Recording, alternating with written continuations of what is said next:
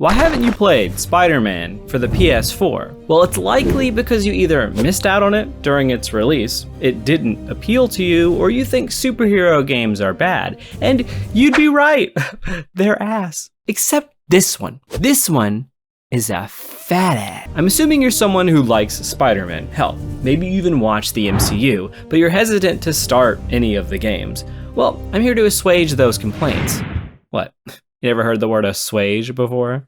Look, all you need to know is that it has ass in it. A fat ass. So let me explain why you're missing out on a series that is fantastic and why now is the best time to jump on. Spider-Man was released for the PS4 in 2018 and was remastered for the PS5 in 2020.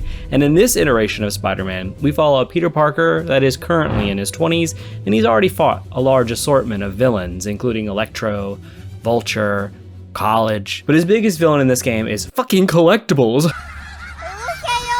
Fucking collectibles. This game has an insane amount of things to do and see and punch, and while I kinda hate worlds that are a clusterfuck of icons on a large map, I actually think that it kinda works here. And that's because the web slinging absolutely kicks a whole bunch of ass here. You can upgrade Peter through a skill tree here, and some upgrade what you can do with your web slinging, like being able to do cool ass flips and being able to jump super duper high. It's all just really fantastic. Like, it's hard to explain how good it feels to web sling around the city. Like, you just gotta try it. Come on, man.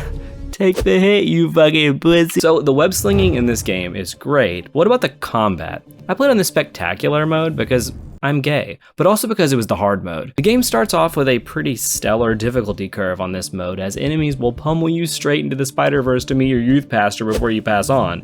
But once you get the rhythm down, it's mostly you upgrading Spider-Man's different abilities, creating new gadgets to use in combat, like little spider drones to blow up randos, and then using punches, kicks, and web slings on enemies, all the while dodging when you need to. Now, the dodging here is pretty addicting itself. You see there's a blue light that indicates your spider sense when you're fighting that alerts you to when you can perfectly dodge an enemy's attack.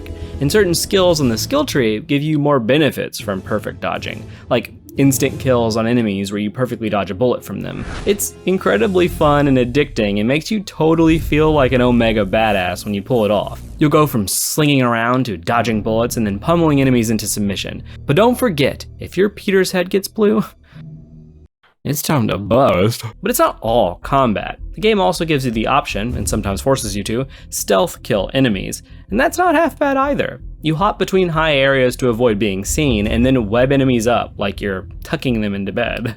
Now, those are the Spider-Man segments, but the game also has you play as MJ and Miles at times. Now, since they're just normie humans in this game, the gameplay here is about avoiding detection and getting to specific areas.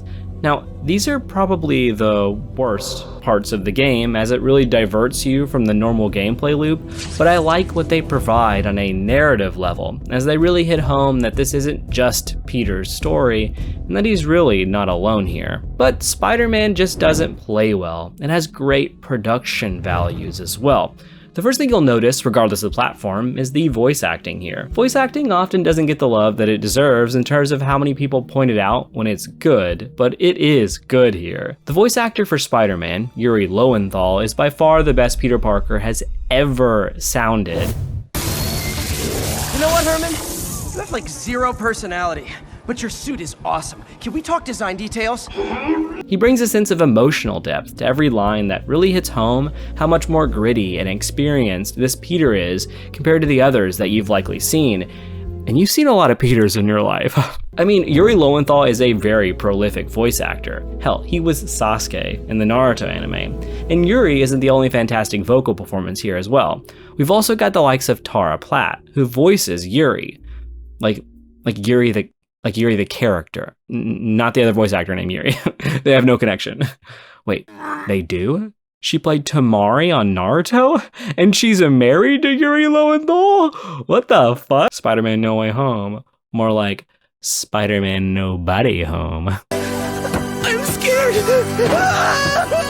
Please, I don't want— Fucking collectibles. The voice acting isn't the only thing that's fantastic about this game's production values, because the game also looks— This footage is for the PS5, by the way. The revamp on the graphics here was a pretty intense revamp, as ray tracing was added to the game.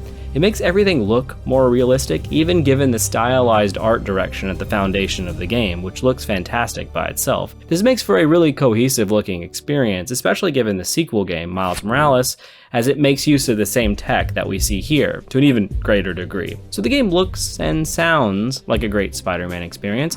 What about the actual Spider-Man story? Well, if you've been watching the current MCU films, this is going to take a bit of an adjustment. This Spider-Man is much older, and obviously a Spider-Man being older means he's got different problems than the MCU Spider-Man does. He has to juggle his hero duties while also not getting paid, and also having MJ do the will they won't they thing. He's out in the real world, and that just makes him more relatable. But is the story even really about him?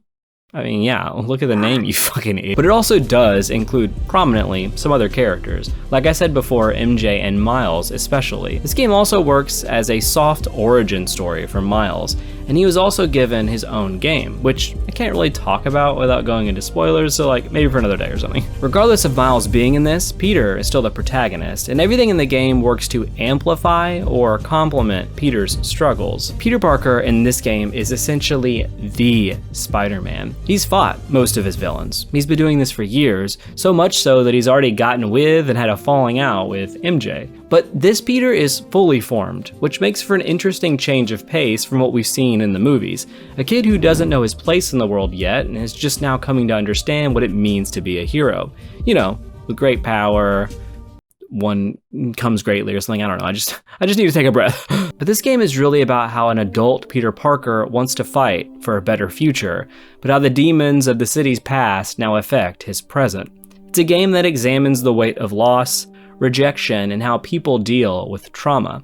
It's a Spider-Man story, and it really goes through all of the greatest hits of what makes one a good one. I can see Spider-Man fans really getting a kick out of this too, as there's clearly a million winks and nods to the comics, but this is also its own thing, to be clear, where you don't need prior knowledge of any previous Spider-Man story. So it's a great jumping on point for people interested in Spider-Man stories in general, but haven't dealt with much of its material. And I really do mean jumping on point. Spider-Man is the first story of many that Insomniac has made and is going to make. As I said earlier, we have a Miles Morales game for the PS5, which is a sort of spin-off side sequel to this one, but we also have a direct sequel called Spider-Man 2 that's releasing sometime in 2023. And judging just from the quality of this initial outing, I'm sure that game is going to be a treat as well. So here's your chance to jump on board now, and now is as good a time as any. If you have a PS5, you can get Spider-Man and Miles Morales together, and if you have a PS4, you can play the original. Regardless, I don't think anyone should miss out on this game, and I really do think that it's one of, if not, the greatest superhero game ever made. So that's it. Let me know in the comments if you're interested now in the game and you're gonna pick it up. Regardless, thank you so much for watching. Subscribe, like, I'll see you next time. Bye.